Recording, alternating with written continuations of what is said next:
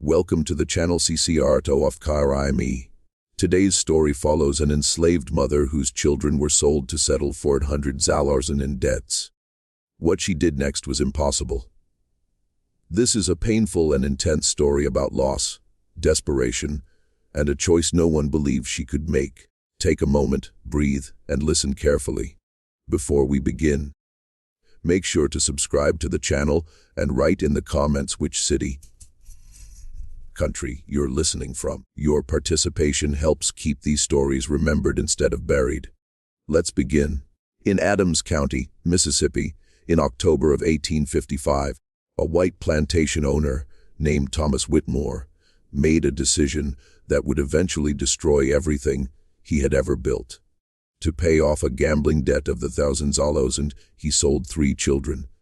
But these were not just any children. These were his own flesh and blood. Children he had fathered through the systematic rape of an enslaved woman named Celeste. He sold his own sons and daughter as if they were cattle, never imagining that the woman he had brutalized for over a decade would become the architect of his complete and utter ruin. This is a story about what happens when a man underestimates the woman he believes he owns. It is a story about patience, about cunning, and about a mother's love so powerful it burned through every obstacle placed before it.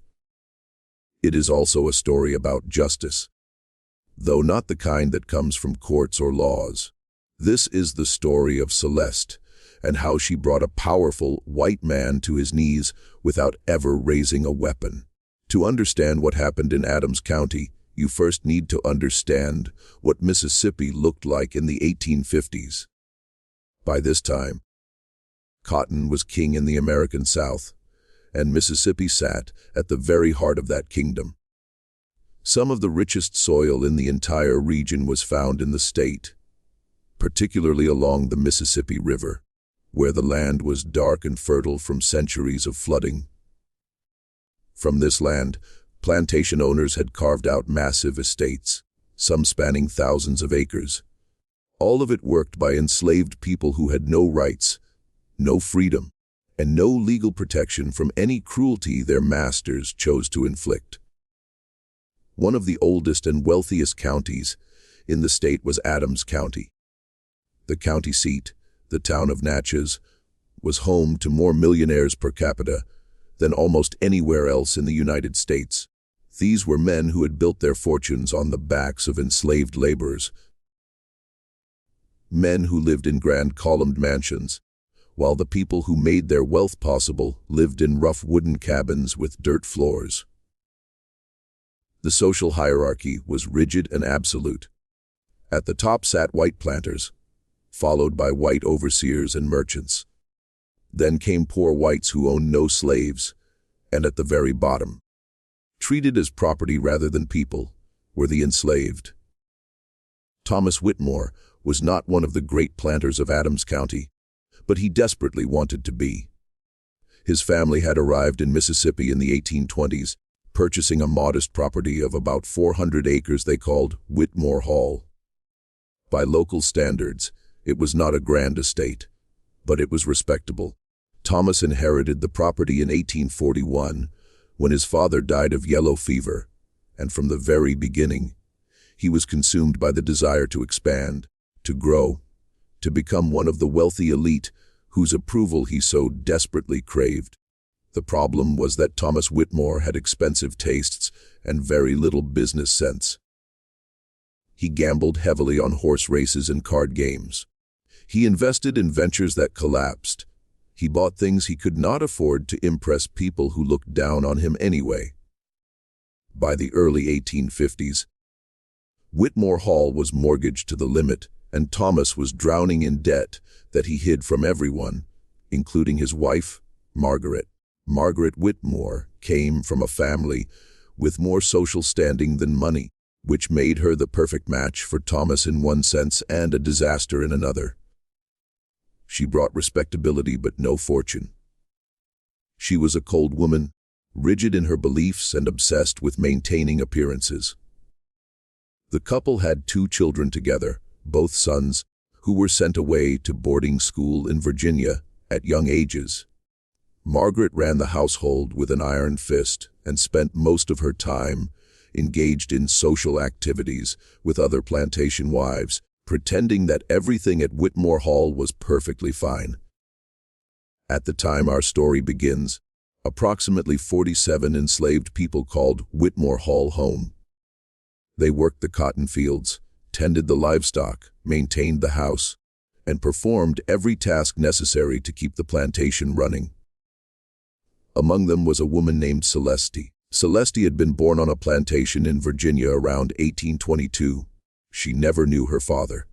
Her mother, a woman named Ruth, worked as a house slave and raised Celeste to be quiet, obedient, and invisible.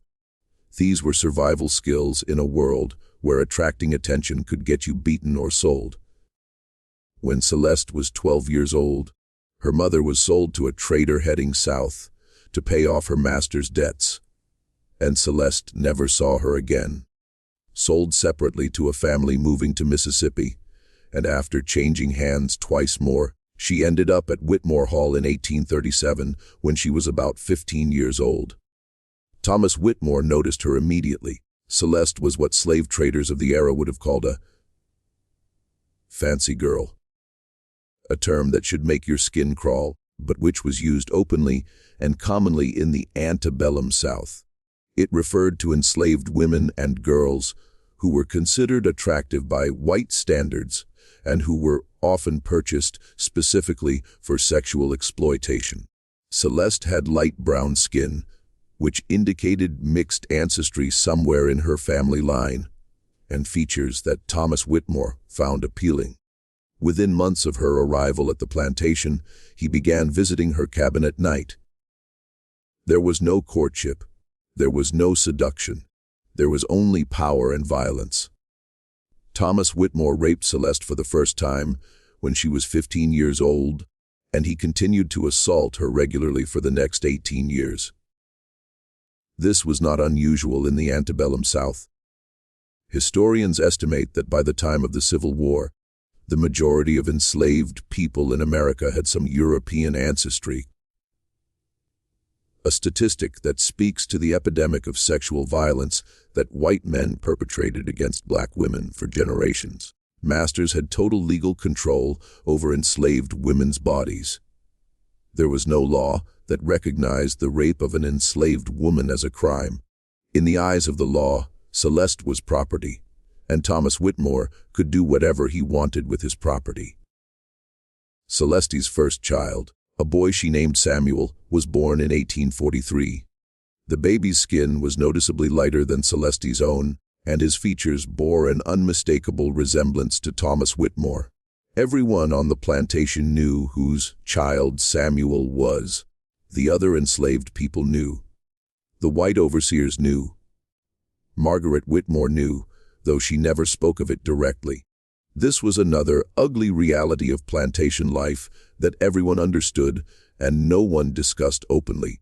Mixed race children fathered by white masters were everywhere, living proof of systematic sexual exploitation that polite society pretended did not exist. 3 years later, in 1846, Celeste gave birth to a daughter she named Eliza, and in 1850 she had another son, Isaiah. All 3 children were Thomas Whitmore's. All 3 were born into slavery, and all 3 were raised by Celeste alone in a small cabin behind the main house, while their father lived in comfort, just a few hundred yards away, and pretended they did not exist. Celeste did everything she could to protect her children and give them what small joys were possible within the confines of their brutal existence. She sang to them every night. She told them stories about a world where people could go wherever they wanted and do whatever they chose. She taught them to be careful, to stay out of sight, to never give any white person a reason to notice them. She also watched them constantly for any sign that Thomas Whitmore might turn his attention to Eliza the way he had turned it to her. This was a fear that haunted many enslaved mothers. The knowledge that their daughters could be victimized just as they had been, and there would be nothing they could do to stop it. By 1855, Samuel was 12 years old and already working in the fields. He was tall for his age and strong, a good worker who kept his head down and did what he was told. Eliza was 9, a quiet girl who helped with domestic work in the main house and who had learned, as her mother had learned, to be invisible. Isaiah was 5, still young enough to play with the other children on the plantation, still innocent enough to smile and laugh, despite the world he had been born into. Celeste loved them with a ferocity that frightened her sometimes. They were the only good things in her life, the only things that were truly hers. She would have died for them without hesitation. She would have killed for them if she had to. But she never imagined that she would have to watch them be taken from her, sold like animals to strangers, while their own father counted the money. The trouble began in the summer of 1855. Thomas Whitmore had gotten himself into a gambling debt that he could not pay. He owed $1,000 to a man named Crawford, a cotton broker from Natchez, who was not known for his patience. Crawford had given Whitmore multiple extensions, but his patience had run out. He wanted his money, and he made it clear that if he did not get it, he would start talking publicly about Whitmore's debts. In the social world of Adams County, where reputation was everything, this threat was almost as frightening as physical violence. Whitmore was desperate. He had already borrowed everything he could borrow. He had sold off parcels of land until there was nothing left to sell without losing the plantation itself. His crops that year had been mediocre, not enough to cover his operating expenses, let alone pay off his debts. He needed $100,000 and he needed it quickly. The solution, when it came to him, was brutally simple. He would sell some of his slaves. Slave sales were common in the antebellum South, as common and unremarkable as selling livestock. Every southern city had slave markets where human beings were bought and sold openly. Natchez had one of the largest markets in the region, located at a place called Forks of the Road, where hundreds of enslaved people were sold every month. The prices varied depending on age, health, skills, and other factors. A healthy adult male field hand could fetch between $800 and $500. Women typically sold for somewhat less, unless they were skilled domestic workers or young and attractive, in which case they might command premium prices for obvious and horrifying reasons.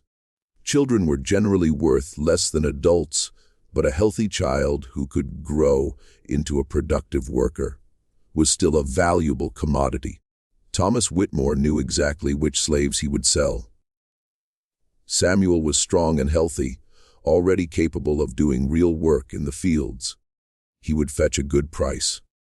Eliza was young but pretty, domestically trained, the kind of girl who would appeal to certain buyers. Isaiah was young, but young children often sold in lots or to buyers looking for long-term investments. Together, the three children might bring in more than enough to cover Whitmore's debt to Crawford. The fact that these children were his own flesh and blood apparently did not give him any pause. Perhaps he had never really thought of them as his children. Perhaps he had spent so many years denying their existence that he had convinced himself they meant nothing to him. Perhaps he was simply so desperate, so terrified of social ruin, that he was willing to do anything to save himself. Whatever his reasoning, Thomas Whitmore made his decision, and on a cool October morning in 1855, he set that decision in motion. Celeste knew nothing of what was coming. She woke that morning before dawn, as she always did, and began her work in the kitchen.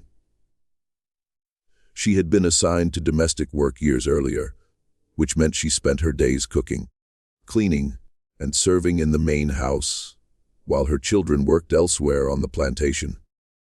It was hard work.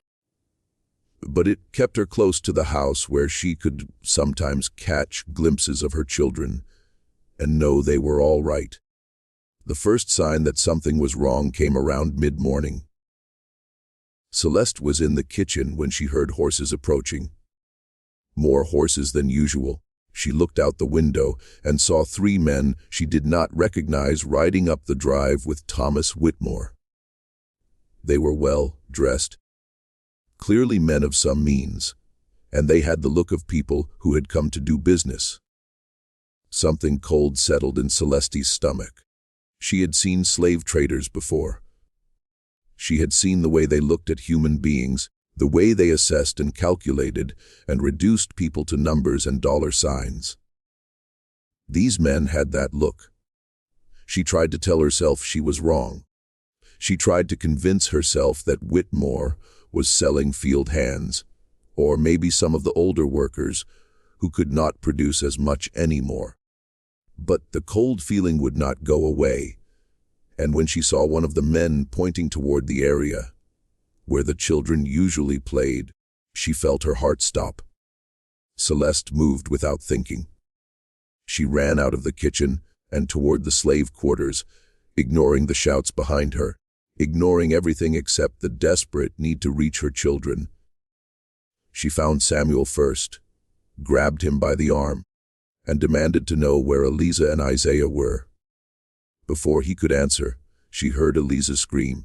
The next few minutes were a nightmare that Celeste would relive every night for years to come. White men, strangers, were grabbing her children and dragging them toward the waiting horses. Samuel fought back, and a man hit him across the face so hard that blood sprayed from his nose. Eliza was crying and calling for her mother, struggling against hands that gripped her thin arms like iron bands. Isaiah, just 5 years old, stood frozen in terror, tears streaming down his face, too frightened to even make a sound. Celeste threw herself at the men. She clawed and scratched and bit, fighting with every ounce of strength she possessed. It made no difference. Someone hit her from behind, and she went down hard, her face striking the dirt. By the time she managed to push herself up, her children were already being loaded into a wagon. Samuel was still fighting, and they had tied his hands. Eliza had gone limp, her eyes empty with shock. Isaiah was crying for his mama, reaching his small arms toward her, calling her name over and over, and standing beside the wagon, watching all of this with a blank expression on his face, was Thomas Whitmore. Celeste looked at him. This man who had violated her for nearly 2 decades. This man who had fathered her children and was now selling them like livestock. And she felt something change inside her. The fear and desperation that had been driving her moments before transformed into something else. Something cold, something patient, something deadly. She did not scream. She did not beg. She simply looked at Thomas Whitmore, and in that moment, she made a silent vow. She did not know how, and she did not know when, but she would destroy him. She would take everything he had. She would make him suffer in ways he could not imagine. And then, when he had lost everything, she would find her children and bring them home. The wagon pulled away, carrying her children down the dusty road toward Natchez, where they would be separated and sold to different buyers. Samuel was sold to a cotton planter from Alabama named Jeremiah Stone. Eliza was purchased by a wealthy family in New Orleans for domestic service. Isaiah, too young to be of much immediate use, was sold cheaply to a sugar plantation in Louisiana, where young children were often worked in the fields almost as soon as they could walk. Within the span of a single morning, Thomas Whitmore had scattered his own children across 3 states. He paid off his debt to Crawford and went back to his life as if nothing had happened. He ate dinner that night in his fine dining room, served by enslaved people who moved silently around him.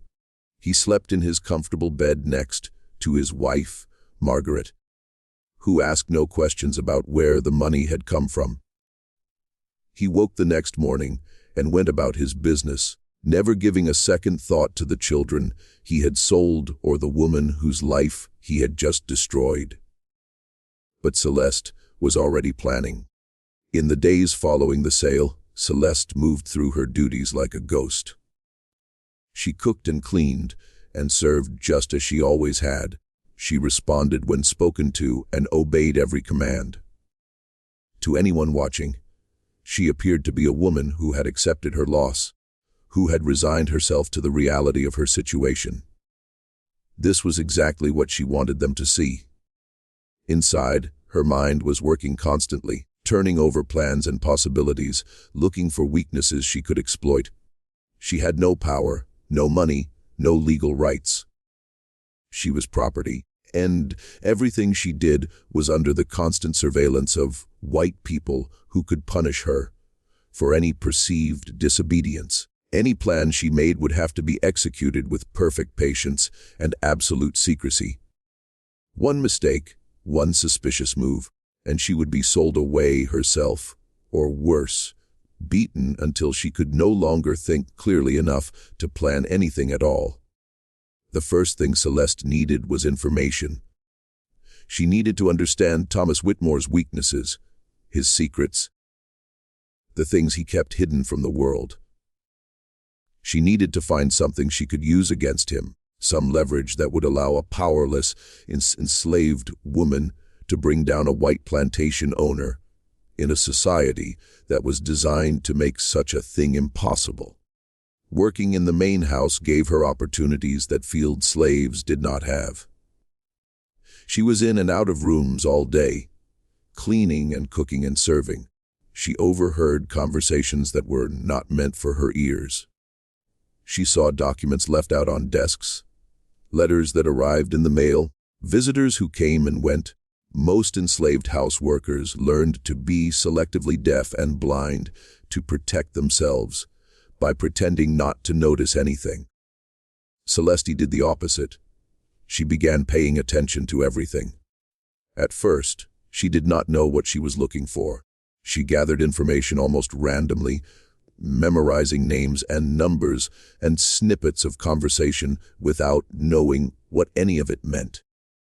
Thomas Whitmore talked about money troubles with visitors. Margaret Whitmore wrote letters to her sister, complaining about her husband's gambling. The overseer reported on crop yields and slave productivity. Business associates came to discuss cotton prices and shipping arrangements. Celeste absorbed all of it, filing everything away in her memory, waiting for something useful to emerge. The problem was that Celeste could not read. Like the vast majority of enslaved people in the South, she had never been taught. In most southern states, it was actually illegal to teach enslaved people to read and write. Slaveholders understood that literacy was power, that a person who could read could access information, forge passes, communicate secretly with others. They kept their human property illiterate deliberately as a form of control. But Celeste knew that if she was going to find what she needed, she would have to learn, and she knew exactly who could teach her. His name was Solomon. He was an old man, nearly 70, who had worked at Whitmore Hall since before Thomas was born. In his youth, he had been a house slave on a plantation in Virginia, where the master, unusually, had allowed some slaves to learn basic reading and arithmetic. Solomon had learned to read as a child and had kept that knowledge hidden for over 50 years. He was careful, never reading openly, never revealing his skill to anyone he did not trust absolutely. But Celeste had known him her whole time at Whitmore Hall, and she knew his secret. She had seen him once late at night, reading a scrap of newspaper he had found. He had looked up and seen her watching, and for a long moment they had simply stared at each other. Then she had turned and walked away without saying a word, and neither of them had ever spoken of it. Now she went to Solomon and asked him to teach her. It was an enormous risk for both of them. If they were caught, the consequences would be severe. Solomon could be sold, beaten, possibly killed. Celeste could face the same punishments. But Solomon looked at her, and he saw something in her eyes that made him agree. Maybe he recognized the rage and determination that burned behind her calm exterior. Maybe he simply understood that some risks were worth taking. Whatever his reasons, he said yes. They began meeting in secret late at night in a corner of the barn, where they were unlikely to be discovered. Solomon taught Celeste the alphabet, then simple words, then gradually more complex texts. Celeste was a fast learner, driven by a motivation that made her absorb information like dry soil absorbs rain. Within months, she could read basic documents. Within a year, she could read almost anything, though slowly and with effort. Now, she could access information that had been closed to her before. She could read the letters that Margaret Whitmore received and left lying around. She could read the business documents in Thomas Whitmore's study. When she was cleaning, she could read the receipts and records that tracked every financial transaction on the plantation. And gradually, a picture began to form. Thomas Whitmore was not just struggling financially. He was on the verge of complete collapse. He owed money to almost everyone, from banks to merchants to fellow planters. He had borrowed against the plantation itself, meaning that if he defaulted on his loans, he could lose everything. His cotton yields had been declining for years, in part because he refused to invest in proper land management, and in part because he worked his enslaved laborers so hard that their productivity was dropping from exhaustion and illness. His wife Margaret had a small inheritance that was kept separate from his finances, but even that was not enough to save him. Thomas Whitmore was a drowning man, and he was pulling everyone around him under. This was useful information, but it was not enough. Financial troubles might embarrass Whitmore, but they would not destroy him. Planters went into debt all the time. Many of the great fortunes of the South had been built on borrowed money. Whitmore's creditors might pressure him, might even force him to sell assets, but they would not bring him the kind of ruin that Celeste wanted. She needed something more. She needed something that would turn his own community against him, something that would make him an outcast, something unforgivable. She found it in the spring of 1857, almost 2 years after her children had been sold. Celeste was cleaning Thomas Whitmore's study when she found a letter that had been carelessly left in an unlocked drawer. It was addressed to a man named Harrison, who Celeste knew to be one of Whitmore's oldest friends from their school days together. The letter was several years old, dated from around the time of Isaiah's birth, and it was written in Whitmore's own hand. What she read in that letter made her hands shake. The letter was casual, almost joking, the way men sometimes write to old friends when they think no one else will ever read their words. Whitmore was complaining about his wife, about how cold and unaffectionate she was, and boasting about his relationship with Celeste, but it was not the relationship that ordinary people might imagine. Whitmore wrote about his children, Samuel and Eliza, and the baby who had just been born, and he wrote about them in a way that made his paternity absolutely clear. He made crude jokes about his shadow family in the slave quarters. He expressed satisfaction that his real legacy might be carried on by children who would never bear his name. He even mentioned physical characteristics that proved the children were his. Details that no one could know unless they had observed the children closely. It was a confession written in his own hand, signed with his own name, and Celeste held it in her hands. She stood there in the study, barely breathing, reading the letter over and over again. Her heart was pounding so hard, she could feel it in her throat. She knew she had found what she was looking for. This letter, if it reached the right people, could destroy Thomas Whitmore more completely than any financial scandal. Here was the thing that white Southern society refused to acknowledge openly, but could not ignore when confronted with proof. Masters fathered children with enslaved women constantly, but they did not admit it. They did not write about it. They certainly did not joke about it in letters that could fall into the wrong hands. The whole system depended on a kind of collective denial, a willingness to pretend that the light-skinned children in the slave quarters had simply appeared out of nowhere. When a man was publicly exposed as the father of enslaved children, when the evidence was undeniable, the social consequences could be devastating.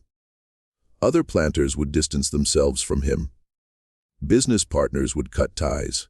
The polite fiction that held the whole rotten system together would be exposed as a lie, and everyone who had participated in that fiction would resent the man who had forced them to confront it. But the financial implications were even more significant. Thomas Whitmore had not just fathered children with an enslaved woman. He had sold those children. And the people who had bought them believed they were purchasing what the slave trade called full-blooded Negroes, not the mixed-race children of a white planter. In the twisted logic of the antebellum slave market, this was fraud. The buyers had paid for one type of merchandise and received another. They could demand refunds. They could sue. They could accuse Whitmore of deliberately misrepresenting the goods he had sold. This was not about morality. Morality had nothing to do with how the South operated. This was about money and reputation. The only things that truly mattered to men like Thomas Whitmore. And Celeste had just found the weapon that would take both of those things away from him. But she could not act yet. She needed to plan carefully. She needed to gather more evidence. And she needed to figure out how to expose Whitmore without getting herself killed in the process. So she carefully placed the letter back in the drawer, exactly as she had found it, and she went back to her work. She gave no sign that anything had changed. She cooked dinner that night, as she always did. She cleaned the dishes. She went to her cabin and lay in the darkness, staring at the ceiling, and she began to plan. Over the next several months, Celeste gathered more evidence. She found Margaret Whitmore's diary, which contained pages and pages of anguished entries about her suspicions regarding her husband and that woman. Margaret had never confronted Thomas directly, had never spoken about it openly, but she had written everything down in her private journal. She described the children in the slave quarters who looked so much like her husband. She wrote about finding Thomas leaving Celeste's cabin late at night. She documented her humiliation and her rage, all in her own handwriting, creating a record that corroborated the letter to Harrison. Celeste also managed to save small items that could serve as physical evidence. Locks of hair from Samuel and Eliza that she had kept from when they were babies. A small toy that Thomas had carved for Samuel when the boy was very young, before Whitmore had completely hardened himself to his children's existence. These things alone proved nothing, but combined with the written evidence, they created a picture that would be difficult to deny. The final piece of her plan involved the buyers, who had purchased her children. Celeste needed to find out who they were and where they had taken Samuel, Eliza, and Isaiah. This information was not easy to obtain. Slave sales were often poorly documented, and sellers had no obligation to tell enslaved parents anything about where their children had been taken. But Celeste listened carefully whenever business was discussed in the house, and she eventually learned enough to piece together the basic facts. A planter from Alabama named Stone had bought Samuel. A New Orleans family named Beaumont had purchased Eliza, and Isaiah had been sold to a sugar operation in Louisiana, though she could not discover the exact location. Now she had the evidence, and she knew who had her children. The question was how to use what she had learned. Celeste could not simply mail the letter and diary pages to the buyers herself. She could not read and write in any way that would allow her to communicate directly with white people. Even if she could, no one would believe accusations coming from an enslaved woman. They would assume she was lying, or they would simply not care. She needed someone else to deliver the information, someone whose word would be taken seriously. She found that person in the fall of 1857. His name was James Crawford, and he was the same cotton broker to whom Thomas Whitmore had owed $4 2 years earlier. Crawford was not a moral man by any stretch of the imagination. He bought and sold cotton that was produced by slave labor, and he had no qualms about the institution that made his business possible. But he was a businessman, and he had a businessman's contempt for people who cheated and lied and failed to pay their debts. He still resented Whitmore for the way he had been strung along for months before finally getting his money, and he was always looking for information that could give him an advantage over his competitors and debtors. Celeste took an enormous risk. She approached Crawford when he visited the plantation on business, waiting until she found him alone for a moment, and she told him that she had information about Thomas Whitmore that would be worth a great deal to the right people. Crawford was suspicious at first, but Celeste was careful. She did not reveal everything at once. She gave him just enough to pique his interest, hinting at scandal and fraud without spelling out the details. She told him that Whitmore had sold children under false pretenses and that the buyers would be very interested to learn the truth about what they had purchased. Crawford was intrigued. He did not trust Celeste, but he recognized that she might be telling the truth. He agreed to investigate, and he told her that if her information proved accurate, he would make sure it reached the people who needed to know. Over the next few weeks, Crawford did his own research. He contacted the buyers who had purchased Samuel, Eliza, and Isaiah, asking casual questions about their purchases and whether they were satisfied with what they had received. He examined records of the sales and noted the descriptions of the children that had been provided. And then, when he had confirmed enough to believe Celeste's story, he came back to her and asked for the evidence. Celeste gave him copies of the letter and the diary pages, which she had painstakingly reproduced by hand during late nights in the barn, practicing the writing skills that Solomon had taught her. She gave him the locks of hair and the small carved toy, and she told him everything she knew about Thomas Whitmore's relationship with her and with the children he had fathered and sold. Crawford took the information and disappeared from Whitmore Hall. For weeks, Celeste heard nothing. She continued her work, giving no sign that anything was different, waiting and hoping that her plan would work. She did not know if Crawford would follow through.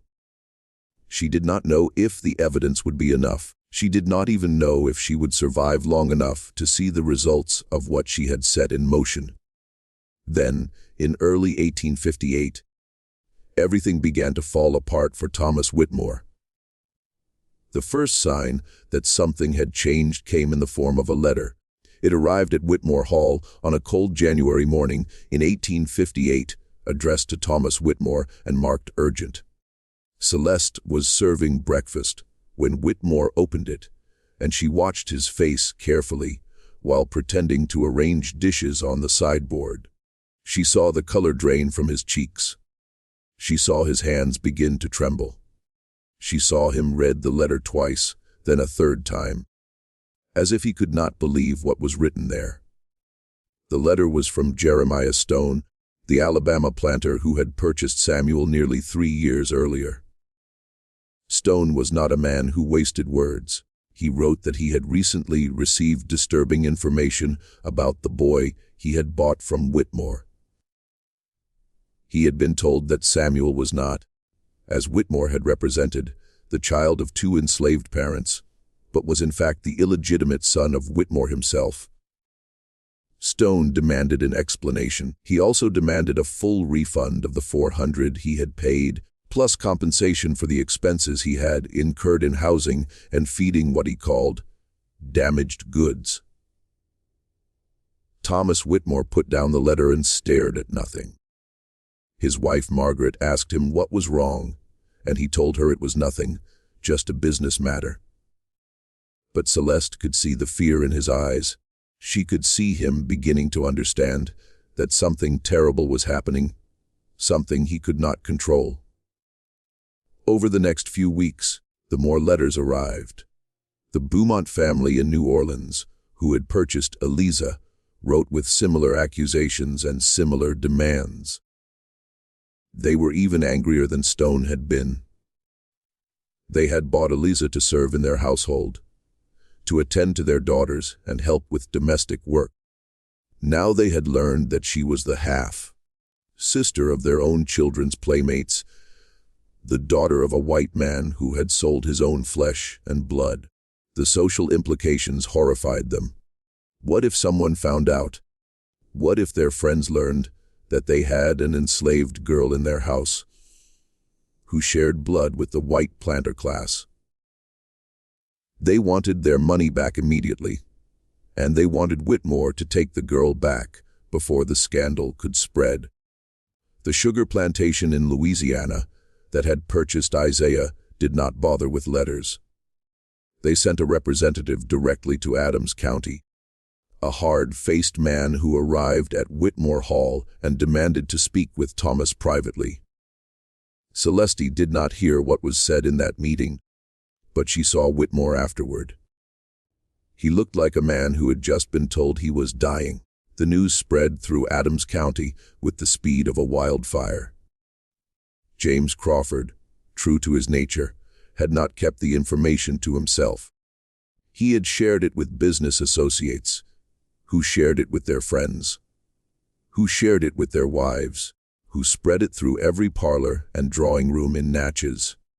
Within weeks, everyone knew.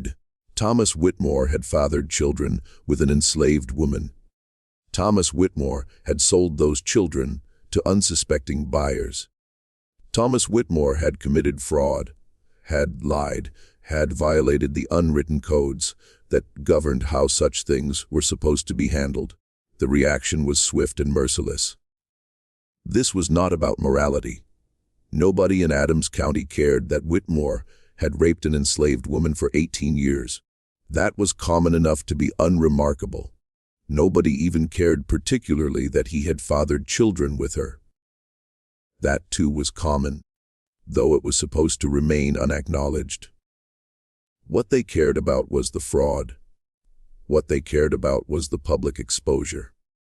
What they cared about was the fact that Whitmore had been caught, that his dirty secrets had been dragged into the light, and that his carelessness now threatened to expose the whole rotten system that they all participated in. The other planters began to distance themselves from Whitmore almost immediately. Men who had dined at his table and hunted on his land suddenly found reasons to be unavailable when he called. Invitations to social events stopped arriving. When Whitmore appeared at church on Sunday, people moved away from him as if he carried a disease. His wife Margaret sat rigid and pale in their pew, enduring the stares and whispers, her face a mask of humiliation. The financial consequences followed close behind the social ones. Whitmore's creditors, who had been patient with him for years, suddenly demanded immediate payment of all outstanding debts. Banks that had extended him credit called in their loans. Business partners who had been willing to overlook his gambling and his financial mismanagement now wanted nothing to do with him. Within 3 months, Thomas Whitmore went from being a struggling but respectable planter to being a pariah who could not borrow money from anyone. The buyers of his children made good on their threats. Jeremiah Stone filed a lawsuit in Alabama demanding not only a refund but additional damages for fraud and misrepresentation. The Beaumont family did the same in Louisiana. The sugar plantation joined the legal action, and suddenly Thomas Whitmore was facing litigation in 3 different states with potential judgments that would far exceed anything he could pay. But the worst blow came from inside his own house. Margaret Whitmore had spent years pretending not to know about her husband's relationship with Celeste. She had buried her suspicions, swallowed her humiliation, and maintained the facade of a respectable marriage, because that was what women of her class and time were expected to do. But now her private shame had become public knowledge. Everyone knew. Her friends knew. Her family knew. Her children away at school in Virginia would eventually hear the gossip. Everything she had worked so hard to hide had been exposed, and she was forced to confront a truth she had spent years denying. Margaret did not handle it well. In the spring of 1858, she began showing signs of what people at the time would have called a nervous collapse. She stopped eating. She stopped sleeping. She would sit for hours, staring at nothing, or she would fly into sudden rages, screaming at servants and throwing things. She became obsessed with the idea that everyone was laughing at her, that she had become a joke, that her entire life had been a lie. Her sister came from Virginia to care for her, but Margaret only grew worse. By summer, she had stopped speaking coherently. She would mutter to herself about children and blood and lies, and sometimes she would laugh for no reason at all. In August of 1858, Margaret Whitmore's family had her committed to the Mississippi State Lunatic Asylum in Jackson. She would spend the rest of her life there, never recovering her sanity, never returning home. The woman who had spent so many years maintaining appearances had finally been destroyed by the truth she had refused to face. Thomas Whitmore was now alone. His wife was gone. His legitimate children, informed of the scandal, refused to communicate with him. His friends had abandoned him. His creditors were circling like vultures, and the lawsuits from Alabama, Louisiana, and the sugar country were grinding forward, promising to take whatever he had left. Celeste watched all of this from the shadows. She continued her work in the house, cooking and cleaning and serving, giving no sign that she had any connection to the catastrophe that was engulfing her master. If anyone suspected that she was responsible, they did not say so. The idea that an enslaved woman could have orchestrated such a complex scheme of destruction would have seemed absurd to most white people of the time. They could not imagine that someone they considered property could be capable of such intelligence, such patience, such ruthless determination. But Celeste was not finished yet. In the fall of 1858, Whitmore Hall was put up for sale to satisfy Thomas Whitmore's debts. The plantation, the house, the equipment, and all of the enslaved people were to be auctioned off to the highest bidder. This was the moment Celeste had been waiting for, but it was also the moment of greatest danger. If she was sold to a new owner, she might end up anywhere. She might be taken far from Mississippi, far from any hope of finding her children. She might be separated from everything she had worked for over the past 3 years. She had one more card to play. James Crawford, the cotton broker who had helped spread the information about Whitmore, had become something unexpected over the past year. He had become, if not an ally, then at least a useful contact. Crawford had profited handsomely from Whitmore's downfall, buying up his debts at a discount and positioning himself to acquire choice pieces of the Whitmore estate at the auction. He was not a good man. But he was a practical one, and Celeste had proven herself to be a valuable source of information. She approached Crawford one last time a few weeks before the auction. She told him that she wanted to be free. She told him that she had more information. Information about other planters in the county, secrets she had overheard during her years of service in the Whitmore house. She could be useful to him, she said. She could continue to gather information, continue to provide him with advantages over his competitors. All she wanted in return was her freedom. Crawford considered the offer. He was a businessman, and he recognized a good deal when he saw one. An enslaved woman who could read, who had proven herself capable of gathering and using sensitive information, who had connections throughout the domestic slave networks of Adams County. Such a person was worth far more free than enslaved. If he bought her and set her free, she would owe him. She would work for him willingly out of gratitude and self-interest, rather than under compulsion, and he would have a spy in places he could never go himself. He agreed. At the auction of the Whitmore estate in October 1858, James Crawford purchased Celeste for $350. 1 week later, he signed the papers that legally manumitted her, making her a free woman for the first time in her life.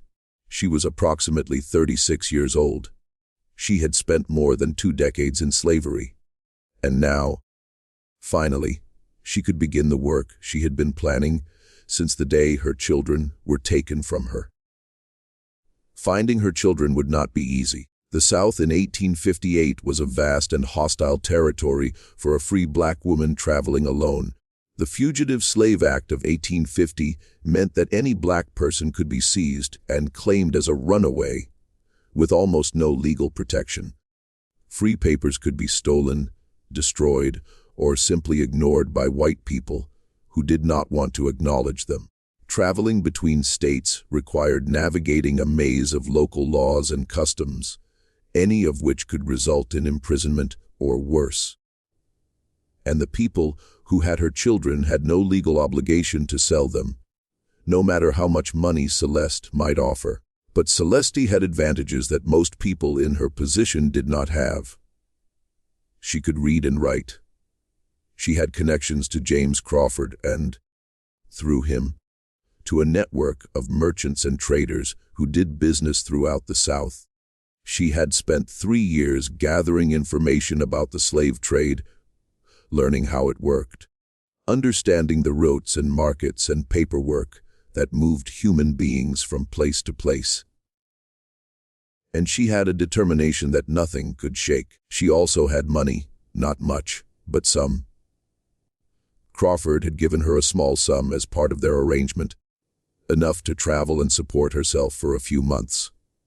She supplemented this by working as a domestic servant in Natchez, saving every penny she could, building a fund that she would use to buy her children's freedom.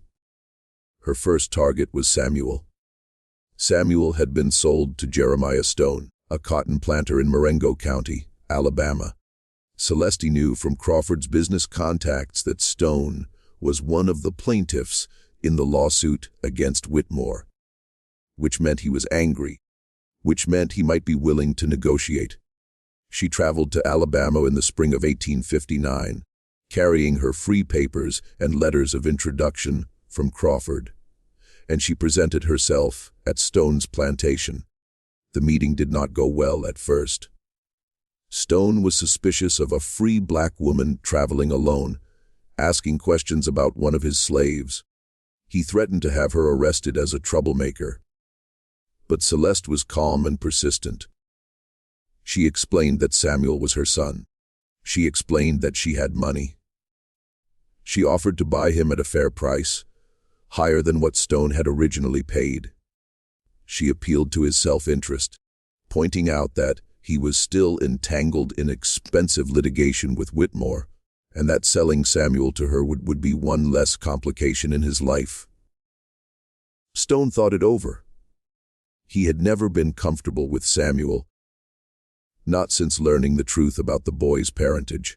The presence of a white man's son among his slaves was an awkward reminder of things he preferred not to think about, and Celeste was offering cash money more than the boy was worth on the open market. He agreed to sell. The price was $500, more than Celeste had. She returned to Mississippi and spent 6 months working and saving, borrowing small amounts from Crawford and from free black communities in Natchez who supported her cause. By the fall of 1859, she had the money. She returned to Alabama, paid Jeremiah Stone, and walked out of his plantation with her son. Samuel was 15 years old. He barely recognized his mother. He had spent 4 years as a field hand, working from dawn to dusk, beaten when he slowed down, half-starved during lean times. The boy who had fought against the men who took him was now a young man with scars on his back and a wariness in his eyes that broke Celeste's heart. But he was alive, he was free, and he was with her. They traveled back to Mississippi together, and Celeste immediately began planning for the next rescue. Eliza was in New Orleans, still owned by the Beaumont family. This would be more complicated. New Orleans was a large city with a complex slave market, and the Beaumonts were a wealthy family who might not want to sell. But Celeste had learned from her first success. She knew that patience and persistence could overcome obstacles that seemed impossible. She traveled to New Orleans in early 1860 and spent weeks gathering information about the Beaumont household. She learned their routines, their financial situation, their social connections. She learned that Eliza had become a skilled seamstress, which made her more valuable, but also that the family was preparing to move to France to escape the growing tensions over slavery that were dividing the country. They would not want to take their slaves with them. They would be looking to sell. Celeste positioned herself as a buyer. She used Crawford's connections to present herself as a representative of a free black community in Ohio that was looking to purchase enslaved people and bring them north to freedom. It was a story that was plausible enough to be believed, and it gave her a cover that protected her from too many questions. The Beaumonts agreed to sell Eliza for $600. It was more money than Celeste had ever seen in one place. But she had been preparing. She had saved. She had borrowed. She had done everything necessary to have the funds ready when the moment came. In March of 1860, Celeste bought her daughter's freedom. Eliza was 13 years old. She was thin and quiet, with eyes that seemed too old for her face.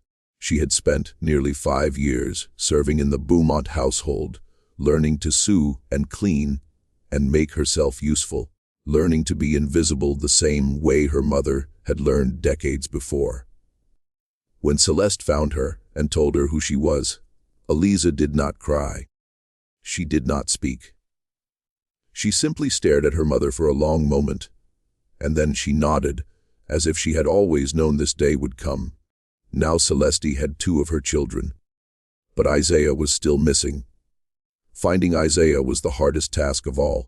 He had been sold to a sugar plantation in Louisiana, but Celeste had never been able to determine exactly which one.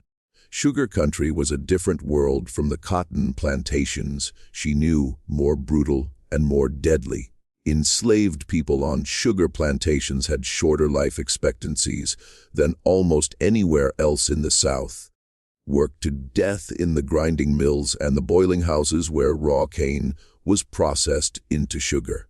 A child sold into that world at 5 years old might not have survived to 10. Celeste spent more than 2 years searching for her youngest son. She traveled throughout Louisiana, following rumors and leads that often turned out to be false. She bribed overseers and clerks for access to plantation records. She questioned enslaved people who might have seen a boy matching Isaiah's description. She faced danger constantly. From suspicious white people who did not like free blacks asking questions, from slave catchers who saw an opportunity to kidnap her, and sell her back into bondage. From the simple hazards of travel in a region on the brink of civil war. The war itself complicated everything. When Confederate forces fired on Fort Sumter in April 1861, the South erupted into chaos. Travel became dangerous and unpredictable. The networks that Celeste had relied on for information were disrupted. Many of the people who had helped her were now focused on survival, rather than the concerns of one woman searching for her child. But Celeste did not give up. She could not give up. She had not come this far, had not destroyed a powerful white man and freed herself and rescued 2 of her children, only to abandon the third. Isaiah was out there somewhere, and she would find him or die trying. She found him in the spring of 1863. Isaiah was on a plantation called Belter, about 50 miles west of New Orleans. He was 12 years old. He had survived 8 years in the sugar fields, which was remarkable in itself. But survival had come at a cost. Isaiah was small for his age, malnourished and scarred. He walked with a limp from an old injury that had never healed properly. And when Celeste finally found him and told him who she was, he did not know her. He had been 5 years old when he was taken. He had no memory of his mother's face, no memory of her voice, no memory of the songs she used to sing to him at night. For Isaiah, Celeste was a stranger, a woman who appeared out of nowhere, claiming to be his family. He was suspicious and frightened and angry, all at the same time. But Celeste was patient. She had spent years being patient. She could wait a little longer. The purchase of Isaiah's freedom was different from the others because of the war.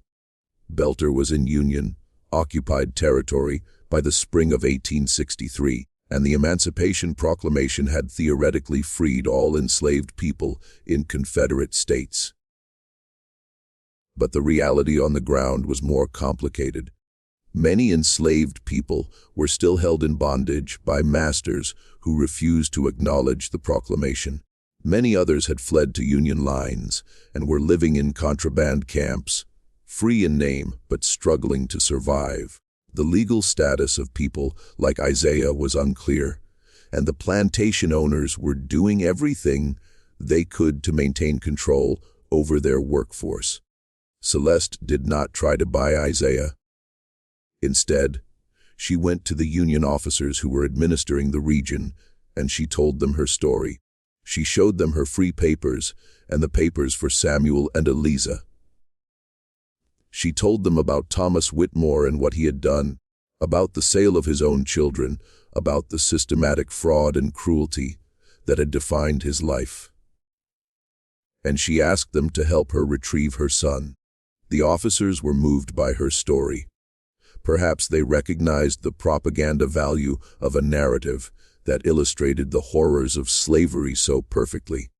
Perhaps they were simply decent men who wanted to do the right thing. Whatever their reasons, they sent soldiers to Belter, and they brought Isaiah out. Celeste held her youngest son for the first time in 8 years. He was stiff in her arms, uncertain, still unable to believe that this was real, but she held him anyway, and she whispered to him that everything would be all right now. She told him that she had been looking for him for so long. She told him that she would never let him go again.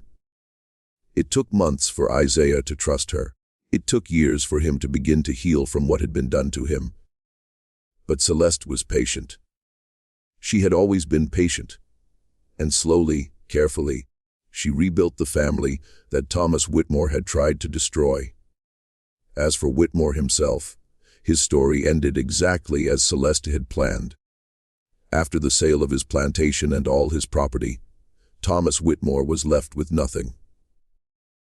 The lawsuits consumed whatever remained of his assets. His creditors took everything they could take.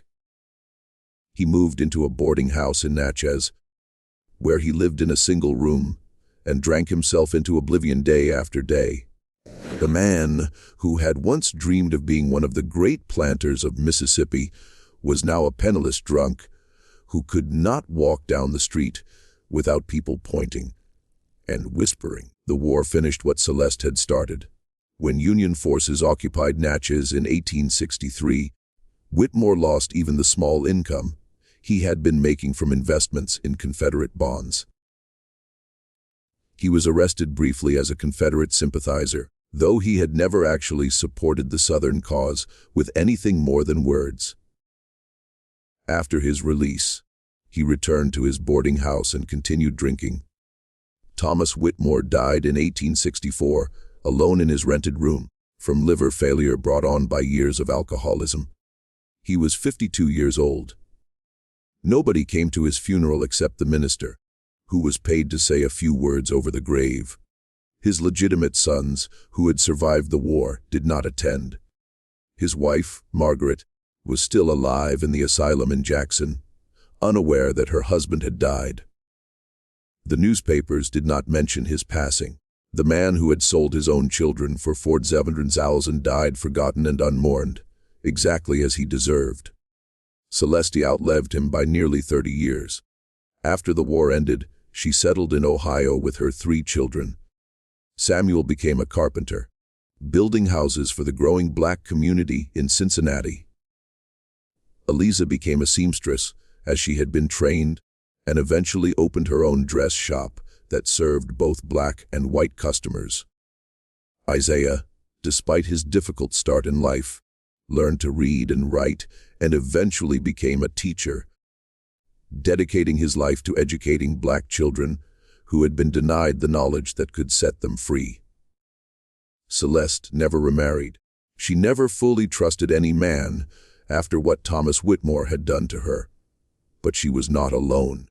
She was surrounded by her children and eventually by grandchildren who called her Mama Celeste and listened to her stories about the old days, about what slavery had been like, about what she had done to survive and to save the people she loved. She told them about patience. She told them about the power of knowledge, about how learning to read had given her weapons that no one could take away.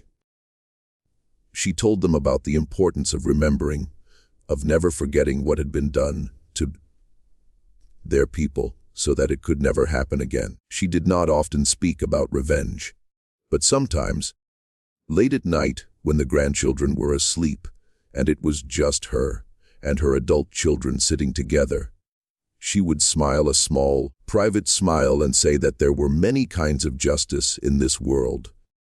Some justice came from courts and laws. Some justice came from God, and some justice came from the people who refused to accept that they were powerless, who watched and waited and planned until the moment was right, and who then brought down their enemies with nothing but truth and patience and an unbreakable will. Celeste died in 1891 at the age of approximately 69. She was buried in a cemetery in Cincinnati, surrounded by her children and grandchildren and great-grandchildren. Her grave marker, paid for by her descendants, bore a simple inscription that she had chosen herself. It read, "She found her children." By the time of her death, Celeste had more than 20 living descendants. Every single one of them was free. Every single one of them knew the story of how their ancestor had been enslaved, had been violated, had watched her children be sold away from her. And every single one of them knew how she had responded, not with violence, not with despair, but with intelligence, with patience, and with a love so powerful that it could not be defeated by any cruelty the world could devise. Thomas Whitmore had believed that he could do anything to Celeste because she was his property, because the law said she had no rights, because the entire structure of Southern society was built to protect men like him and crush women like her. He was wrong. The system that seemed so powerful, so permanent, so impossible to challenge was built on lies and cruelty and the systematic denial of human dignity. And systems built on such foundations are always more fragile than they appear. Celeste understood something that Whitmore never did. She understood that power is not always visible. It does not always come from wealth or weapons or legal authority. Sometimes power comes from knowing what your enemy wants to hide. Sometimes it comes from patience, from the willingness to wait years for the right moment. Sometimes it comes from love, from the desperate determination of a mother who will move heaven and earth to save her children. The enslaved woman that Thomas Whitmore thought he owned turned out to be the architect of his destruction. The children he sold like livestock grew up to be free citizens of a nation that had abolished the institution that once held them in chains. The family he tried to scatter across 3 states came back together and built a legacy that would outlast his name by generations. Some debts are not paid in money. Some debts are paid in ruin, and some chains, the chains of determination and love and righteous anger, are stronger than any made of iron.